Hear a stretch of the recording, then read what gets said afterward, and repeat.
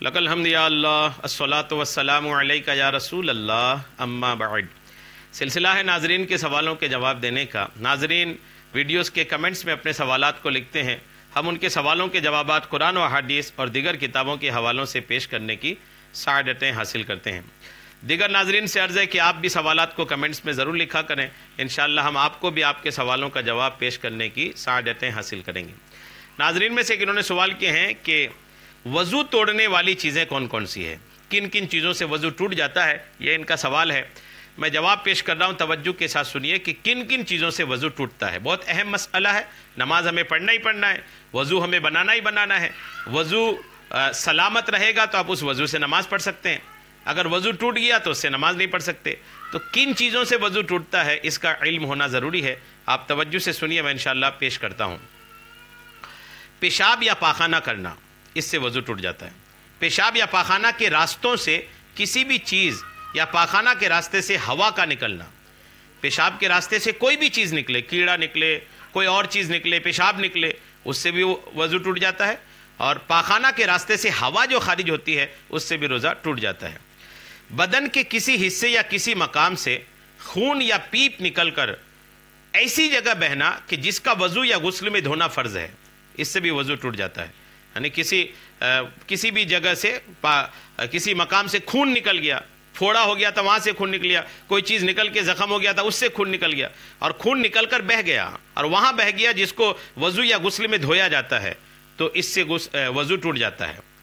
کھانا پانی یا خون یا پت کی منہ بھر قے ہو جانا، کھانے کی قے، پینے کی قے، پانی کی قے یا پت کی یا کسی بھی چیز کی قے ہوئی اور منہ بھر ہوئی تو اس سے بھی وضو ٹوٹ جاتا ہے۔ منہ بھر ہونے کا مطلب ہوتا ہے کہ روکے نہ روکے، جو آئی جاتی ہے قے نہیں رکتی ہے اس کو منہ بھر بولتے ہیں۔ اس طرح سو جانا کہ بدن کے جوڑ ڈھیلے پڑ جائیں، اس طرح سو گئے کہ بدن کے جوڑ ڈھیلے پڑ گئے، اس سے بھی وضو ٹوٹ جاتا ہے۔ سونا مطلب نیند، لیٹنے سے نہیں، نیند آنے سے وضو ٹوٹتا ہے۔ بے ہوش ہو جانے سے بھی وضو ٹوٹ جاتا ہے، اور غشی طاری ہو جانا، بے ہوشی طاری ہوتی ہے اس سے بھی وضو ٹوٹ جاتا ہے۔ کسی چیز کا اس حد تک نشہ چڑھ جانا کہ چلنے میں قدم لڑکھڑائیں، شراب پی لیا یا کسی چیز کا ایسا نشہ ہو گیا کہ چلنے میں قدم لڑکھڑا رہے ہیں تو اس سے بھی وضو ٹوٹ جاتا ہے۔ دکھتی ہوئی آنکھ سے پانی کا کیچڑ نکلنا، آنکھ دکھ رہی ہے، آنکھ آئی ہے اور اس سے پانی کا کیچڑ نکلتا ہے، وہ بھی وضو توڑ دیتا ہے۔ رکوع و سجدہ والی نماز میں کہکہا لگا کر ہنسنا، رکوع سجدہ والی نماز میں کہکہا لگا کر کے جو ہنستا ہے اس سے کہکہا سے بھی کیا ہوتا ہے، وضو ٹوٹ جاتا ہے۔ اور یہ الفتاوی ہندیہ، کتاب الطہارت، بار شریعت، یہ تمام کتابوں میں باتیں لکھی ہے۔ وضو کے بعد کسی کا ستر دیکھنا، وضو کے بعد کسی کے ستر دیکھ لینا، یہ یا کسی کا ستر کھل گیا یا خود بالکل ننگے ہو کر وضو کیا یا نہانے کے وقت ننگے ہی ننگے وضو کیا، تو ان چیزوں سے وضو نہیں ٹوٹتا۔ یہ جو عام طور پر عوام میں مشہور ہے کہ اپنا ستر کھل جائے یا دوسرے کا ستر دیکھ لینے سے وضو ٹوٹ جاتا ہے، یہ بالکل علم سے خالی باتیں ہیں، یہ اس کا علم سے کوئی لینا دینا نہیں ہے۔ ہاں البتہ یہ وضو کے آداب میں سے ہیں کہ ناف سے زانو کے نیچے تک یہ حصہ وضو کے حالت میں چھپا رہے، یہ آداب میں سے، بلکہ استنجا کے بعد فوراً ہی چھپا لینا چاہیے، کیونکہ بغیر ضرورت ستر کھلا رہنا یہ منع ہے، اور دوسرے کے سامنے ستر کھولنا یہ تو حرام ہے۔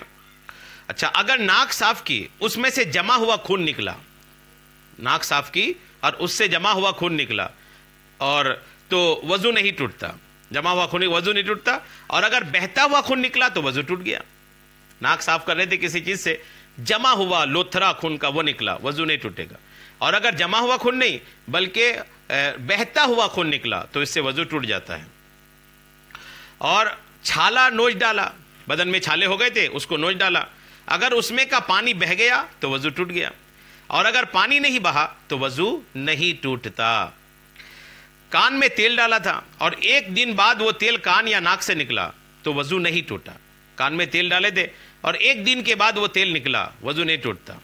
زخم پر گڑھا پڑ گیا اور اس میں سے کچھ تری چمکی مگر بہی نہیں تو وضو نہیں ٹوٹا۔ زخم جو ہے، زخم پہ گڑھا ہو جاتا ہے کئی بار، اور اس گڑھے میں کبھی کیا ہوا کہ کوئی پیپ وغیرہ چمکی، باہر نکل کے بہی نہیں، صرف وہیں چمکی، تو اس سے بھی وضو نہیں ٹوٹتا ہے۔